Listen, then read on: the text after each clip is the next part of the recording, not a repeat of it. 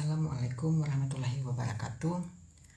Saya Abdul Halik Kurniawan Bungan dari kelas 3B Pendidikan Guru Sekolah Dasar Universitas Negeri Gorontalo. Nah, pada kesempatan kali ini saya akan menjelaskan tentang perkembangan kurikulum yang ada di Indonesia. Baiklah, langsung saja kita masuk ke materi. Di dalam sistem pendidikan, aspek terpentingnya ialah kurikulum. Kurikulum berperan sebagai pedoman dalam pelaksanaan pendidikan yang berupa aturan, tujuan, isi, dan bahan pelajaran, juga metode yang digunakan dalam proses pembelajaran di Indonesia sendiri. Nah, di Indonesia sendiri, kurikulum terus mengalami perubahan. Hal inilah yang kita sebut sebagai perkembangan kurikulum, mulai dari tahun 1947 hingga tahun 2013. Perubahan kurikulum yang terjadi merupakan suatu bentuk penyesuaian sistem pendidikan dengan perubahan yang terus terjadi, baik perubahan di bidang politik, ekonomi, sosial, dan juga teknologi. Pembangunan negara baru membutuhkan aspek pendidikan yang maju. Nah, di dalam pendidikan terdapat kurikulum sebagai pedoman jalannya pembelajaran. Kurikulum dapat sedikit meramalkan hasil pendidikan atau pengajaran yang diharapkan karena ia menunjukkan apa yang harus dipelajari dan kegiatan apa yang harus dilakukan oleh peserta didik. Namun, hasil pendidikannya itu tidak dapat diketahui dengan segera atau secepat mungkin setelah peserta didik menyelesaikan suatu program pendidikan. Pembaruan dalam kurikulum perlu dilakukan sebab tidak ada satu kurikulum yang sesuai untuk sepanjang masa atau kurikulum itu harus dapat menyesuaikan dengan perkembangan yang senantiasa cenderung berubah. Nah, perubahan kurikulum dapat bersifat sebagian atau pada komponen tertentu, tetapi dapat pula bersifat keseluruhan yang menyangkut semua komponen kurikulum. Perubahan dalam kurikulum melibatkan berbagai faktor, baik itu orang-orang yang terlibat dalam pendidikan maupun faktor-faktor penunjang dalam pelaksanaan pendidikan. Konsekuensinya dari perubahan kurikulum juga akan mengakibatkan perubahan dalam operasionalisasi kurikulum tersebut, baik orang yang terlibat maupun faktor penunjang dalam pelaksanaan kurikulum. Dalam perjalanan sejarah sejak tahun 1945, kurikulum pendidikan nasional telah mengalami perubahan, yaitu seperti yang ada di slide, yaitu mulai pada tahun 1947, 1952, kemudian 1964, 1968, 1975, 1984, 1994, 2004, 2006, dan yang baru-baru ini 2013. Semua kurikulum nasional itu dirancang berdasarkan landasan yang sama, yaitu Pancasila dan Undang-Undang 1945. Perbedaannya adalah pada penekanan pokok dari tujuan pendidikan serta pendekatan dalam mewujudkannya. Nah, berikut ini beberapa jenis kurikulum yang pernah diterapkan di Indonesia. Yang pertama ada kurikulum 1947. Nah, awal kurikulum ini terbentuk pada tahun 1947 sesuai namanya ya. Nah, kurikulum ini juga bisa disebut sebagai Rencana Pelajaran 1947. Kurikulum ini pada saat itu meneruskan kurikulum yang sudah digunakan oleh Belanda karena pada saat itu masih dalam proses perjuangan merebut kemerdekaan. Yang menjadi ciri utama kurikulum ini itu adalah lebih menekankan pada pembentukan karakter manusia yang berdaulat dan sejajar dengan bangsa lain. Nah, Rencana Pelajaran 1947 mengurangi pendidikan pikiran dalam arti itu kognitif, yang diutamakan itu adalah watak, kesadaran, bernegara, dan bermasyarakat. Materi pelajaran dihubungkan dengan kejadian sehari-hari, perhatian terhadap kesenian dan pendidikan jasmani.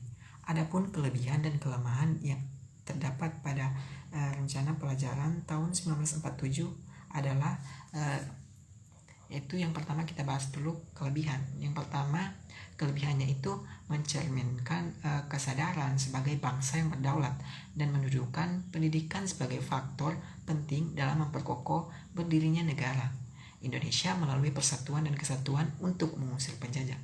Kemudian yang kedua itu memiliki fungsi strategis dalam mempersatukan bangsa Indonesia melalui pendidikan. Kemudian yang ketiga, kurikulum itu mengadopsi dari pengalaman pendidikan Indonesia yang lalu di masa penjajahan sehingga memudahkan dalam penyusunannya. Nah, adapun kekurangan dari kurikulum ini yaitu yang pertama itu sering dibayangi-bayangi dengan pendidikan zaman penjajahan sehingga mengarah pada pola pengajaran penjajahan. Kemudian yang kedua itu belum memiliki orientasi ranah kognitif dan psikomotor, namun lebih dominan ranah afektif. Nah, yang terakhir itu kekurangannya belum diterapkan di sekolah-sekolah sehingga belum memberikan dampak pada terlaksana pendidikan dan terbentuknya bangsa Indonesia hingga secara resmi dilaksanakan pada tahun 1950. Kemudian yang kedua ada kurikulum 1952 atau yang sering kita sebut dengan rencana pelajaran terurai. Nah, kurikulum ini itu sudah mulai mengarah pada sistem pendidikan nasional. Nah, yang paling menonjol dan sekaligus menjadi ciri khas dari kurikulum ini itu bahwa setiap rencana pelajaran yang terkandungnya itu harus memperhatikan isi pelajaran dihubungkan dengan kehidupan sehari-hari. Nah, adapun kelebihan dan kelemahan yang terdapat pada rencana pelajaran terurai adalah yang pertama kita bahas dulu kelebihannya ya, seperti yang sebelumnya, yaitu kurikulum ini itu mengarah pada sistem pendidikan nasional walaupun belum merata pada seluruh wilayah Indonesia, namun dapat mencerminkan suatu pemahaman dan cita-cita praktis pendidikan akan pentingnya pemerataan pendidikan bagi seluruh bangsa Indonesia. Yang kedua itu kelebihannya, materi pelajarannya sudah berorientasi pada kebutuhan hidup para siswa sehingga hasil pembelajaran dapat berguna ketika di tengah masyarakat.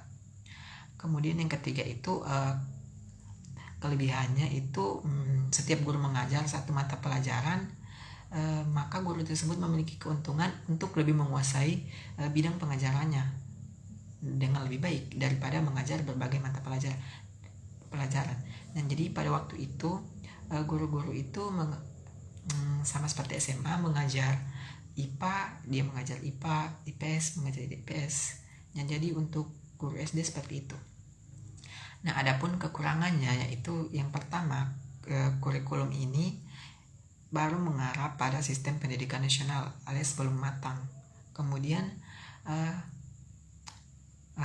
materi pelajarannya itu belum berorientasi pada masa depan karena yang diajarkannya itu hanya berorientasi kebutuhan untuk hidup di masyarakat saat itu. Dengan demikian belum memiliki visi dan misi kebutuhan di masa mendatang.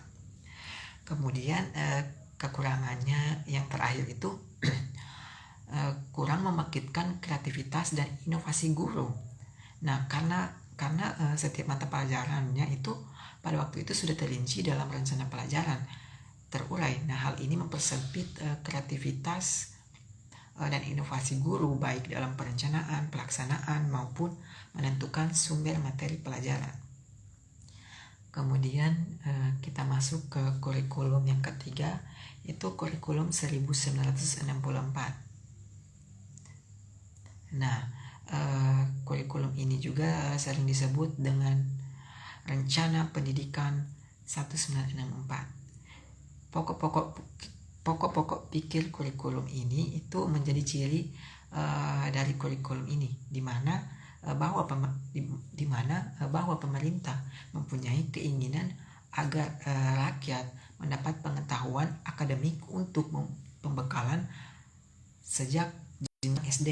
Nah, sehingga pembelajarannya itu dapat dipusatkan pada program Pancawardhana, yaitu pengembangan moral, kecerdasan emosional, keterampilan dan jasmani.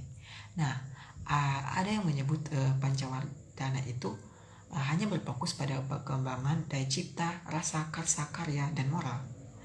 Nah, adapun kelebihan dari kurikulum ini yang pertama sudah mengembangkan ranah kognitif, afektif, dan psikomotor, berbeda dengan kurikulum sebelumnya yang biasanya hanya mengembangkan dari segi kognitif, afektif, dan kurang memperhatikan psikomotor. Kemudian kelebihan yang kedua itu ranah kognitif kurikulum ini merupakan kemampuan pada segi keilmuan.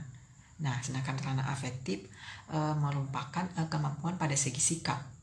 Nah, sedangkan untuk psikomotorik kemampuan pada segi keterampilan. Nah, jadi kognitif itu keilmuan, afektif itu segi sikap, dan psikomotorik itu keterampilan, di mana ketiganya merupakan faktor penting dalam pembentukan kepribadian manusia yang menjadi prioritas dari kurikulum ini. Nah, adapun kelebihan yang ketiga, kurikulum ini mengupayakan pengembangan potensi peserta didik sebagai pangkal dari kemampuan seseorang untuk melakukan tindak lanjut dengan segala kreativitas dan inovasi. Maka dengan kurikulum ini itu telah menganggap setiap manusia memiliki potensi yang berbeda-beda.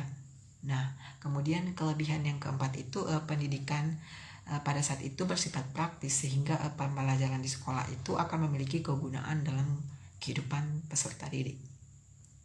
Nah, setelah membahas kelebihannya, tentu pasti ada kekurangan dari kurikulum ini. Yang pertama itu kurikulum ini dipergunakan hanya pada tingkat sekolah dasar dan belum mencakup sekolah lanjutan dan perguruan tinggi. Nah, jadi kurikulum ini pada saat itu hanya mencakup jenjang SD saja. Dan yang kedua, kekurangannya itu terkesan masih diwarnai oleh kepentingan-kepentingan tertentu yang cenderung mengatur sistem-sistem yang belum sejalan dengan Undang-Undang 45. Kemudian ada yang kekurangan ketiganya itu nah, seperti yang tadi jelaskan, karena pendidikan diwarnai oleh kepentingan-kepentingan tertentu, maka menjadikan kurikulum ini itu diarti sebagai alat untuk membantu kepentingan-kepentingan seseorang atau individu tertentu. Nah, kemudian ada kekurangan yang keempat, yaitu kurikulum ini itu berjalan ketika Indonesia masih dalam keadaan labil, alias masih belum bisa berpikir dengan kritis. Kemudian kita masuk ke kurikulum yang keempat, yaitu kurikulum 1968. Nah, kurikulum ini itu merupakan pembaharuan dari kurikulum sebelumnya, yaitu tahun 64, dengan melakukan perubahan dari segi struktur kurikulum pendidikan dari Pancawardhana menjadi pembinaan jiwa Pancasila. Nah, yang sebelumnya Pancawardhana, kemudian pada kurikulum ini itu menjadi pembinaan jiwa Pancasila. Nah, adapun kelebihan dari kurikulum ini itu sudah yang pertama telah dikembangkan dalam nuansa otonomi, di mana semua komponen kurikulum dilaksanakan oleh sekolah. Jadi sekolah pada saat itu maupun SD, SMP, SMA sudah melaksanakan nuansa otonomi. Kemudian ada kelebihan yang kedua, sistem pembelajaran di ruang kelas itu masih diserahkan kepada masing-masing guru. Yang penting tujuan pendidikan sehingga dapat tercapai. Kemudian kelebihan yang ketiga itu kurikulum ini itu berupaya mendorong pengembangan kreativitas dan persaingan kompetitif di antara daerah, sekolah, dan guru untuk mengembangkan kurikulum. Nah, yang kelebihan yang keempat itu kurikulum ini memberikan peluang bagi tamatan sekolah untuk melanjutkan pendidikan pada jenjang yang lebih tinggi lagi. Nah, setelah kelebihannya tadi, pasti ada kekurangannya ya. Yang pertama itu, walaupun kurikulum ini sudah ada pembelajaran keterampilan, namun pada prakteknya itu masih kurang memperhatikan pembelajaran praktek. Kemudian kekurangan yang kedua itu kurikulum ini itu tidak mengadopsi kebutuhan masyarakat, sehingga pembelajaran di sekolah itu tidak dapat memenuhi kebutuhan real atau real life dalam kehidupan anak. Kemudian kekurangan yang ketiga itu kurikulum ini masih dipengaruhi unsur politis. Kemudian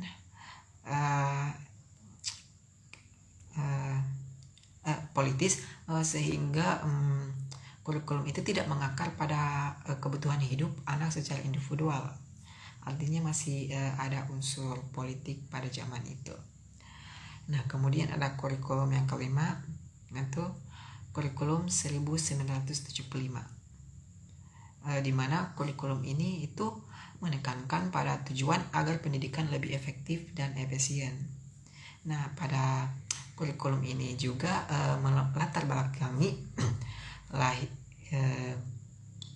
yang melatar belakangi lahirnya kurikulum ini tentu saja ada di konsep manajemen, yaitu MBO atau manajemen by objektif yang terkenal pada saat itu, atau sering disebut metode, materi, dan tujuan pengajaran, di mana dirinci dalam prosedur pengembangan sistem instruksional atau PPSI. Kemudian membahas kelebihannya saja ya. Jadi pertama, kurikulum ini itu berorientasi pada tujuan. Jadi sudah memusatkan pada tujuan pendidikan atau hal-hal yang ada pada kurikulum itu. Kemudian mengarah pada pembentukan tingkah laku siswa. Kemudian ada kurikulum ini sudah relevan dengan kebutuhan masyarakat. Kemudian lebih menekankan efektivitas dan efisiensi, dan menekankan fleksibilitas, yaitu mempertimbangkan faktor-faktor ekosistem dan kemajuan penyediaan fasilitas yang menunjang terlaksananya program. Kemudian kelebihan yang keenam itu melatih guru untuk dapat menggunakan teknik penyusunan program pengajaran yang sering dikenal dengan prosedur pengembangan sistem internasional PPSI seperti yang tadi saya jelaskan. Kemudian kurikulum ini itu sudah menerapkan prinsip berkesinambungan. Nah, adapun dari kekurangan kurikulum ini itu terdapat ketidakserasian antara materi kurikulum berbagai bidang studi dengan kemampuan anak didik. Jadi tidak ada konektivitas antara keduanya. Kemudian terdapat kesenjangan antara program kurikulum dan pelaksanaannya di sekolah. Masih juga tidak konek antara program kurikulum dan penerapannya di sekolah. Kemudian kurikulum ini itu terlalu padat isinya sehingga belum bisa mampu ditampung oleh beberapa sekolah. Kemudian guru itu dibuat sibuk menulis rincian apa yang akan nanti dicapai dari setiap kegiatan pembelajaran. Kemudian kita masuk ke kurikulum yang keenam, yaitu 1984. Nah, kurikulum ini itu mengusung proses skill approach.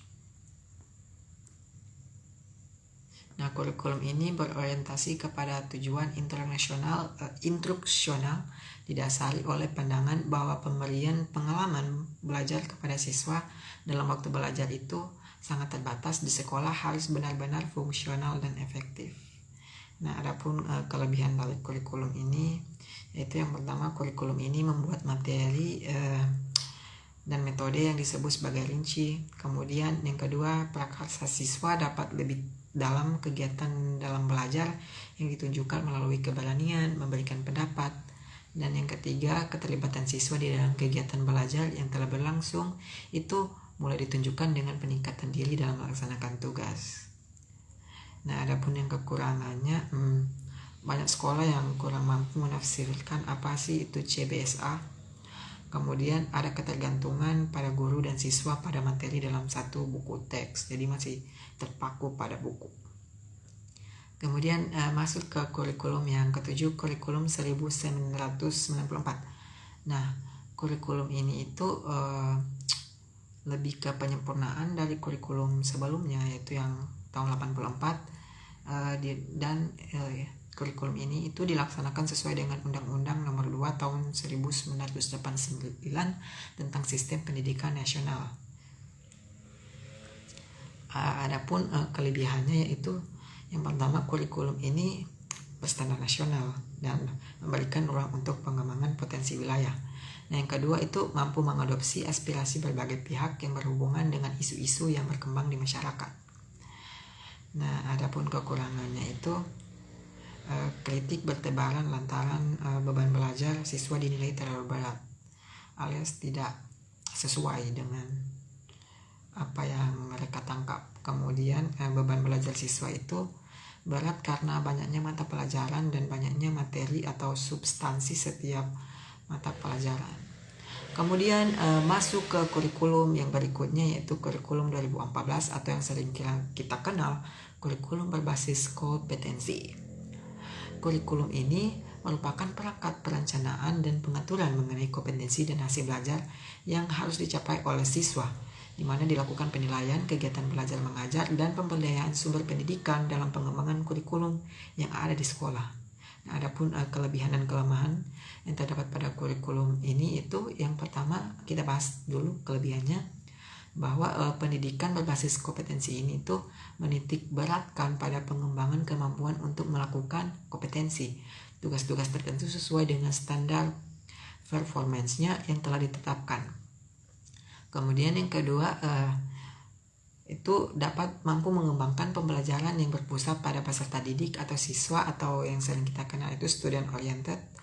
Nah, di mana peserta didik itu dapat bergerak aktif secara fisik ketika belajar dengan memanfaatkan indera seoptimal mungkin dan membuat seluruh tubuh serta pikiran terlibat dalam proses belajar.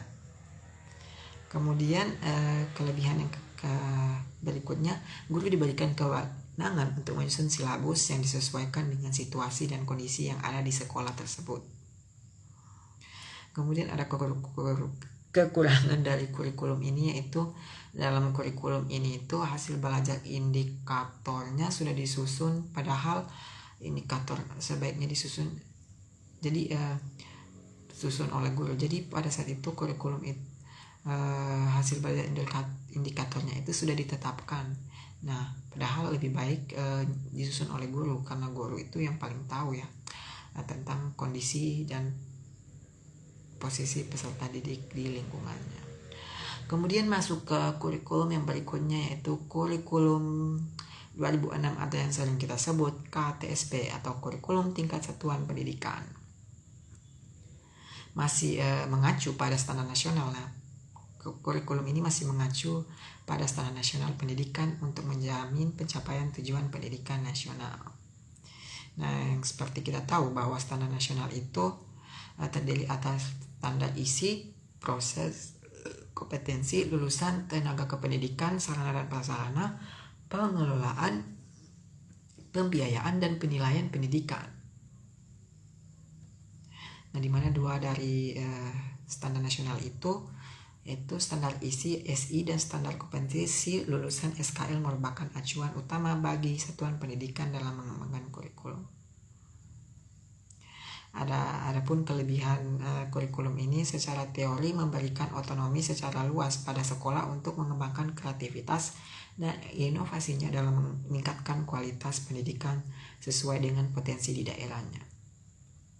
Kemudian ada kekurangannya itu kurangnya SDM atau sumber daya manusia yang diharapkan mampu menjabarkan KTSP tersebut pada kebanyakan satuan pendidikan yang ada. Kemudian kita masuk ke kurikulum nasional 2013. Nah, pemerintah melakukan pemetaan kurikulum berbasis kompetensi lagi yang pernah diuji cobakan pada tahun 2004 ya. Nah, kompetensi ini dijadikan lagi acuan dan pedoman bagi pelaksanaan pendidikan untuk mengembangkan berbagai ranah pendidikan, pengetahuan, keterampilan, dan sikap dalam seluruh jenjang dan jalur pendidikan, khususnya itu pada jalur pendidikan sekolah. Adapun kelebihan dari kurikulum ini itu siswa dituntut lebih aktif, kreatif, dan inovatif setiap melakukan pemecahan masalah yang mereka hadapi. Kemudian itu ekstrakurikuler wajib pramuka meningkatkan karakter siswa untuk terutama dalam kedisiplinan. Adapun kekurangannya itu banyak guru banyak salah paham karena guru itu berpikir dengan adanya kurikulum 2013 ini guru itu tidak perlu lagi menjelaskan materi kepada siswa, padahal tidak seperti itu. Masih banyak mata pelajaran yang harus tetap dilakukan penjelasan dari guru tersebut. Adapun kekurangan yang berikutnya itu kurang keterampilan guru merancang RPP. Nah, sekian penjelasan materi dari saya. Mohon maaf bila ada kesalahan kata. Wabillahi taufiq wal hidayah. Wassalamualaikum warahmatullahi wabarakatuh.